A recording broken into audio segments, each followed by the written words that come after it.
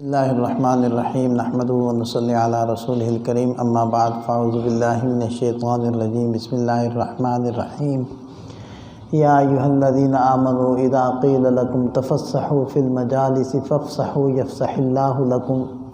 واذا قیل انشزوا فانشزوا یرفع اللہ الذین آمنوا منکم والذین اوتوا العلم درجات واللہ بما تعملون خبیر۔ اے ایمان والو، اذا قیل لکم، جب تم سے کہا جائے تفسحوا فی المجالس، مجالس میں وسعت پیدا کرو، گنجائش پیدا کرو، تو فافسحوا، تو گنجائش پیدا کرو، یفسح اللہ لکم، اللہ تعالیٰ تمہارے لیے کشادگی فرما دیں گے۔ اور جب تم سے کہا جائے انشزوا، اٹھ جاؤ، کھڑے ہو جاؤ، تو فانشزوا، کھڑے ہو جاؤ، تو اللہ تعالیٰ تم میں سے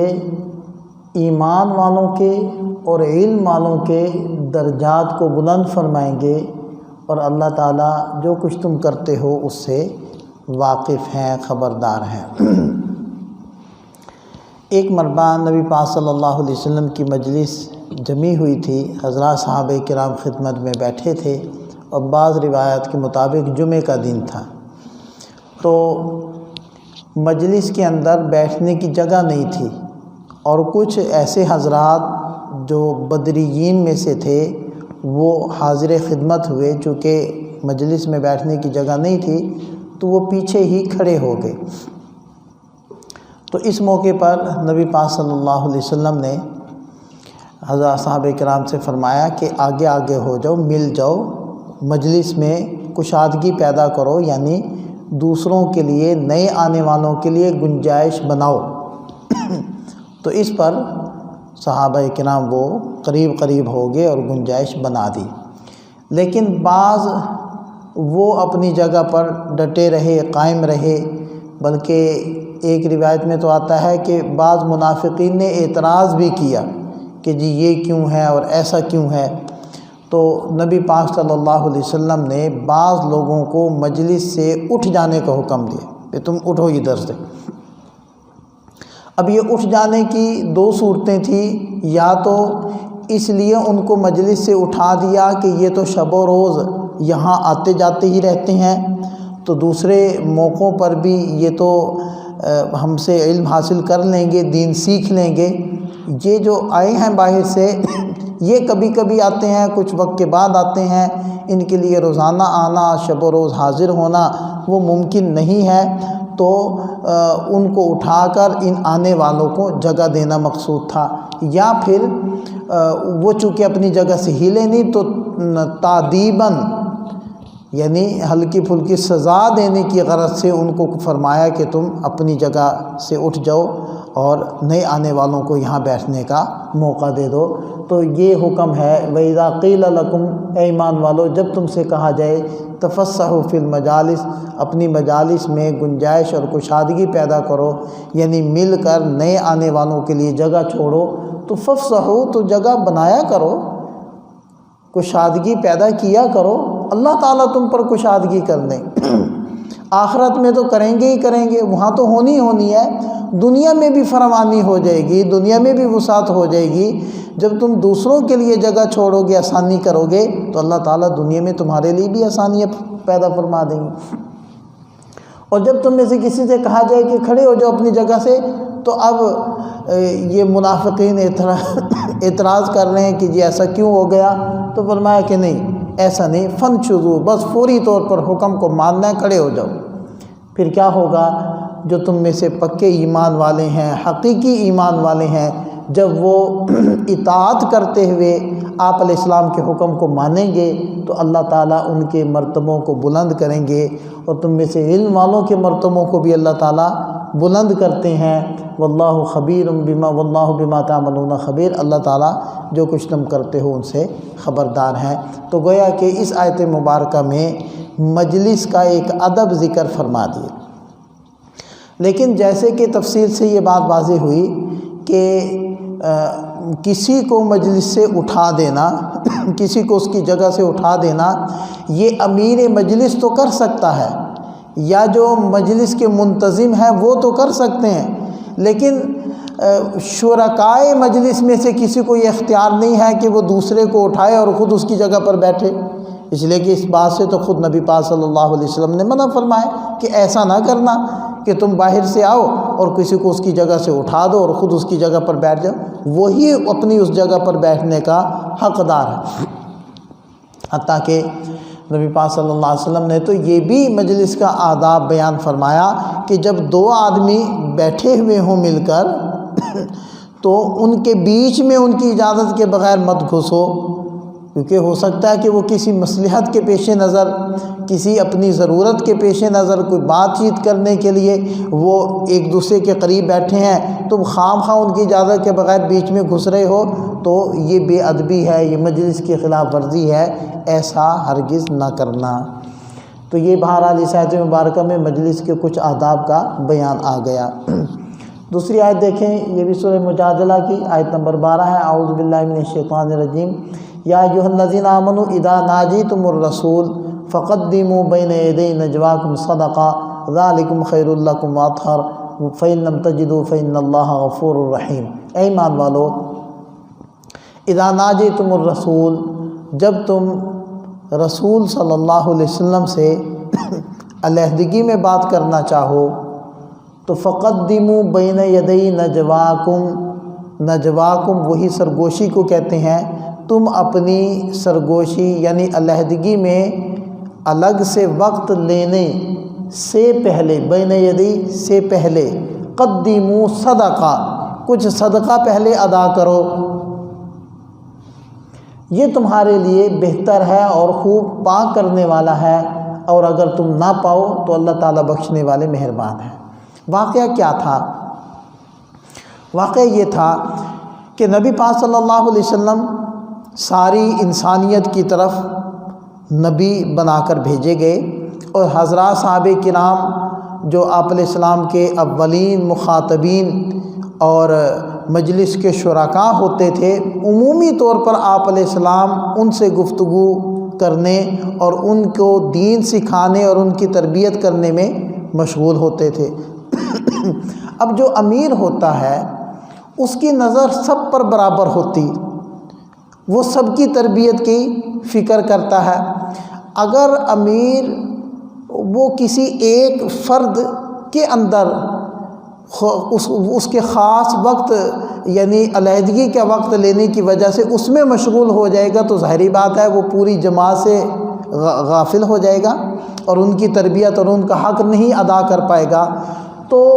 کچھ منافقین کیا کرتے، وہ خام خواہ نبی پاک صلی اللہ علیہ وسلم سے علیحدہ وقت لے لیتے کہ جی ہم سب کے سامنے آپ سے بات نہیں کریں گے، آپ ہمیں الگ ٹائم دیں، ہمیں الگ سے خاص اپنا ٹائم دیں، اس میں ہم آپ سے بات کرنا چاہتے ہیں۔ تو آپ علیہ السلام تو اعلیٰ اخلاق کے پیکر تھے، آپ علیہ السلام علیحدہ ٹائم دے دیتے۔ تو وہ چونکہ منافق تھے، ان کا مقصود یہی تھا کہ آپ علیہ السلام کو عام مسلمانوں کی تربیت سے روکیں اور اس میں رکھنا ڈالیں، اور اپنی چودراہٹ بھی وہ جتلانا چاہتے تھے کہ جی دیکھو جی ہم بڑے اہم لوگ ہیں، ہم بڑے پکے مومن ہیں، ہمیں آپ علیہ السلام الگ ٹائم دیتے ہیں۔ تو ایک تکبر بھی تھا، ہم کیوں سب کے ساتھ بیٹھیں، ہم کیوں سب کے سامنے اپنے سوالات کریں، ہم الگ ٹائم لیں گے، اور خام خواہ بات لمبی کرنا علیحدگی میں۔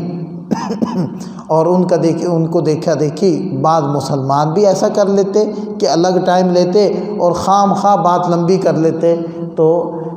اس معاملے کو دور کرنے کے لیے اللہ تعالیٰ نے یہ حکم نازل فرمایا، اے ایمان والو، جب تم رسول صلی اللہ علیہ وسلم سے اسپیشل ٹائم لو، علیحدہ ٹائم لو، تو پھر اس کی فیس ادا کرو۔ فقدموا بین یدی نجواکم صدقہ، قدموا صدقہ، پہلے صدقہ دو، بین یدی نجواکم، اپنا خاص ٹائم لینے سے پہلے صدقہ دو۔ اب چونکہ منافقین ان کے دل میں تو مال کی بڑی محبت تھی، تو اس کا ایک منطقی نتیجہ کیا ہونا تھا کہ مال وہ خرچ کرنا نہیں چاہتے تھے، اور یہاں اسپیشل ٹائم لینے کے اوپر فیس لگا دی گئی کہ پہلے فیس ادا کرو پھر ٹائم ملے گا۔ تو انہوں نے کیا کیا، اسپیشل ٹائم لینا وہ چھوڑ دیا اور اس عمل سے پیچھے ہٹ گئے۔ حضرت علی کرم اللہ وجہہ ارشاد فرماتے ہیں میں نے ایک مرتبہ نبی پاک صلی اللہ علیہ وسلم سے علیحدگی میں بات کرنا چاہی تو میں نے 1 دینار صدقہ کیا، بس تھوڑے وقت کے بعد ہی یہ حکم منسوخ ہو گیا، کیونکہ فی نفسی ہی یہ حکم کوئی اصل مقصود نہیں تھا، مقصود تھا ان کو تنبیہ کرنا منافقین کو، تو وہ جیسے یہ حکم آیا ان کو تنبیہ ہو گئی، اور وہ جو الگ سے ٹائم لیتے تھے خام خواہ آپ علیہ السلام کو الجھاتے تھے اس سے وہ باز آ گئے، تو فرمایا ذالک خیر لکم، یہ تمہارے لیے بہتر ہے اور خوب تمہیں پاک کرنے والا ہے۔ اور اگر کوئی پکے مومن ہیں کیونکہ مومن تو اس وقت جتنے بھی پکے تھے وہ تو غریب ہی تھے، اور یہ جو منافقین تھے یہ مالدار تھے، تو فرمایا کہ اگر تم نہ پاؤ مال،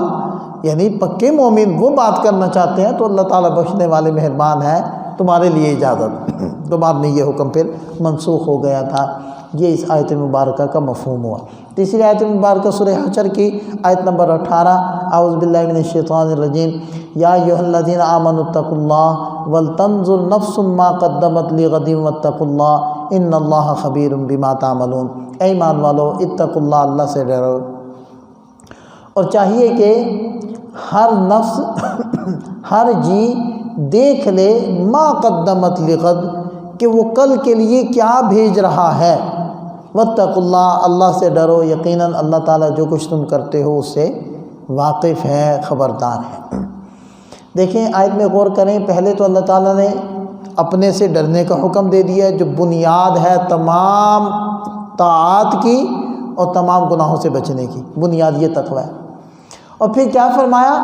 ہر جی وہ غور کرے، دیکھے کہ وہ کل کے لیے کیا بھیج رہا ہے۔ کل سے مراد کیا ہے؟ قیامت۔ عربی کے اندر ہر آنے والے دن کو کہتے ہیں غد، اور موجودہ دن کو کہتے ہیں یوم، الیوم، اور گزرے ہوئے دن کو کہتے ہیں امسی۔ تو لغوی اعتبار سے کیا ترجمہ ہو رہا ہے، ہر جی دیکھ لے کہ وہ آنے والے کل کے لیے کیا بھیج رہا ہے، یعنی قیامت اور میدان حشر کو اللہ تعالیٰ نے یہاں آنے والے دن سے تعبیر فرمایا، اشارہ کر دیا کہ قیامت اتنی ہی قریب ہے جیسے کہ آنے والا کل وہ قریب ہے۔ اور اسی میں اشارہ اس بات کی طرف بھی کر دیا کہ جیسے آنے والا کل اس کا آنا یقینی ہے، اسی طرح قیامت کا آنا بھی یقینی، اور جیسے آنے والا کل وہ قریب ہے، اسی طرح قیامت کا دن بھی قریب ہے۔ اور یعنی یہ جو زندگی موجود ہے تو قیامت کو غد یعنی آنے والا کل کہہ دیا، تو پھر آج کا یہ جو موجودہ ہماری زندگی ہوگی اس کو پھر کیا کہیں گے؟ الیوم کہیں گے۔ الیوم کی کیا مراد؟ آج کا دن۔ تو گویا کہ اشارہ کر دیا آخرت کے مقابلے میں یہ دنیاوی جو زندگی ہے وہ ایک دن کی طرح ہے، اور بلکہ حقیقت میں تو کوئی نسبت قائم